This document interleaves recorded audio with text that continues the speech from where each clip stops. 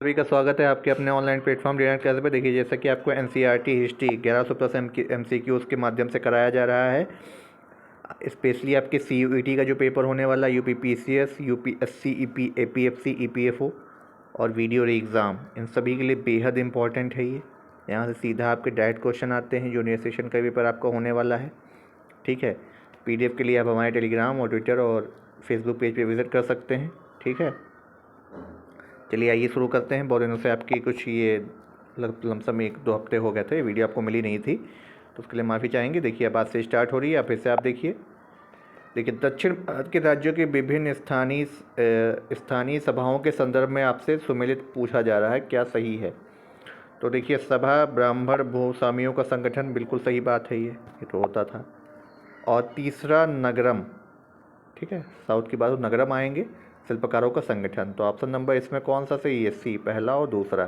तीसरा नहीं सही है, पहला और दूसरा। उर ग्राम सभा होती थी, ठीक है। ऑप्शन नंबर सी इसका राइट आंसर है। अब देखिए, इस्लाम धर्म के बारे में बात की जा रही है। पैगम्बर मोहम्मद ने अरब में इस्लाम नामक नए धर्म की थी स्थापना।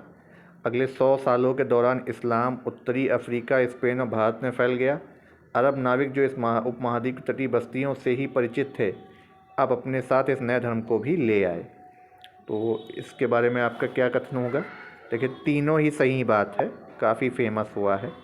तो ऑप्शन नंबर डी। तो इसमें केवल 2 और 3 नहीं, ये आप इसको कट कर सकते हैं और ऑल कर सकते हैं, यानी 1, 2, 3 तीनों ही सही हैं। अभिज्ञान शाकुंतलम में किसका प्रसिद्ध नाटक है? अभिज्ञान शाकुंतलम जो आपकी थी, उसमें नाटक किसका प्रमुख है? तो कालिदास जी का है वो प्रमुख नाटक, ठीक है। दुष्यंत और शकुंतला के बारे में बताया गया है। फिर क्या है? कालिदास के नाटकों की विशेषताओं के संदर्भ में आपसे क्वेश्चन पूछा जा रहा है कि क्या विशेषताएं रहती थीं। कालिदास अपने नाटकों में राज दरबार के जीवन चित्रण के लिए प्रसिद्ध हैं। कालिदास के नाटकों की रोचक विशेषता यह है कि इन नाटकों में राजा और अधिकांश ब्राह्मणों को प्राकृत बोलते हुए, जबकि अन्य लोग तथा महिलाओं को संस्कृत बोलते हुए दिखाया गया है। क्या ये सही है? इनमें से आपका देखिए, पहला केवल सही होगा इसका आंसर, ऑप्शन नंबर ए। लगभग 1500 वर्ष पूर्व बने महरौली के लौह स्तंभ में आज तक जंग नहीं लगी। यह अद्भुत लौह स्तंभ कहाँ है? महरौली का जो आपसे पूछा जा रहा है, तो ये दिल्ली में है, याद रखिएगा, दिल्ली में है, ऑप्शन नंबर सी, ठीक है। ये दिल्ली में है, कुतुब मीनार में है। 7.2 मीटर इसकी ऊंचाई है, ठीक है। चलिए अगला देखते हैं। स्तूपों के संदर्भ में आपसे पूछा जा रहा है, कौन सा कथन सही नहीं है? कटीला होता था उसका अर्थ, तो हाँ होता है। स्तूपों में सजावट के रखे जाने वाला गोल धातु का डिब्बा धातु मंजूसा कहलाता है, यही गलत है। ऑप्शन नंबर बी इसका राइट आंसर होगा। धातु जो है वो धातु मंजूसा नहीं कहलाता है, ठीक है। चलिए अगला क्वेश्चन देखते हैं।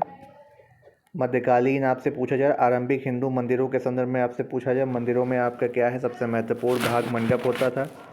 गर्भगृह नाम की एक जगह होती थी, यहाँ पे सभा सागर लोग एकत्र होते थे। काफ़ी ऊंचाई तक निर्माण किया, शिखर कहते थे। तो इसमें कौन सा सही होगा? इसमें देखिए, केवल और केवल ऑप्शन नंबर आपका सी, यानी तीन सही है। गर्भगृह के ऊपर काफ़ी ऊंचाई निर्माण किया था, ये शिखर कहते थे। अगला, पुराणों के संदर्भ में आपसे क्वेश्चन पूछा जा रहा है, कौन सा सही है? ठीक है, पुराणों के संदर्भ में आपसे क्वेश्चन पूछा जा रहा है। देखिए, पुराणों के संदर्भ में जो आपका इसमें जो पूछा जा रहा है, कौन सा सही नहीं है?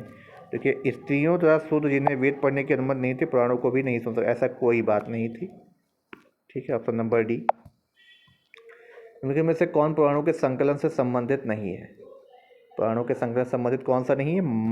मखक, इसको मंखक की कहते हैं, तो ये आपका सही नहीं।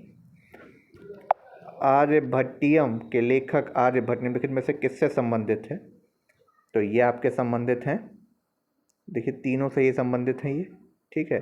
खगोल, ज्योतिष, गणित, तीनों, ऑप्शन नंबर डी। सोनी के संदर्भ में आपसे कथन पे बात की जा रही है, सोनी के संदर्भ में। तो सोनी के संदर्भ में आपको कौन सा सही होगा? तो इसमें ऑप्शन नंबर आपका बी सही होगा। केवल 1 और 3, भारत में जो भारत के गणितज्ञों ने सोनी के लिए एक नए चिन्ह का आविष्कार किया। रोम के निवासी सोने का प्रयोग किए बगैर गिनती करते थे। ऑप्शन नंबर 20 का राइट आंसर है, देखिए दिया भी गया है, ठीक है।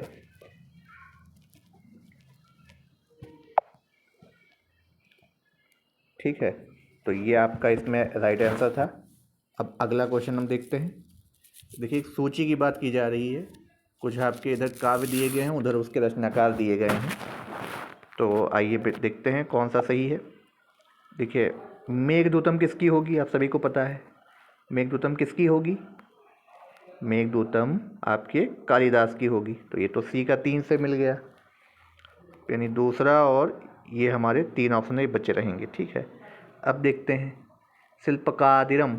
शिल्पकादिरम जो है, जब वाल्मीकि की बात करें तो किससे होगा, वाल्मीकि की बात करेंगे तो किससे होगा, रामायण से होगा। ये लांगो इधर उल्टा आ गया है। ठीक है, तो डी का 1, तो डी का 1 यानी हमारा ये ऑप्शन कट गया। अब शिल्पकादिरम जो है वो किसने लिखी थी, तमिल महाकाव्य है। ठीक है, इसको इलांगो ने लिखा था। तो हमारा राइट आंसर क्या होगा, ऑप्शन नंबर सी इसका राइट आंसर होगा। कागज़ का आविष्कार कहाँ हुआ था, चाइना में हुआ था, आप सभी को पता है। 1900 वर्ष पूर्व हुआ था, ये भी आप याद रखिएगा। तो मिलते हैं अगले वीडियो में। ठीक है, प्राचीन भारत के कुछ और तथ्यों के साथ। एनसीईआरटी हिस्ट्री बेहद इम्पोर्टेंट है आपके लिए। मिलते हैं अगले वीडियो में, तब तक के लिए सभी से धन्यवाद।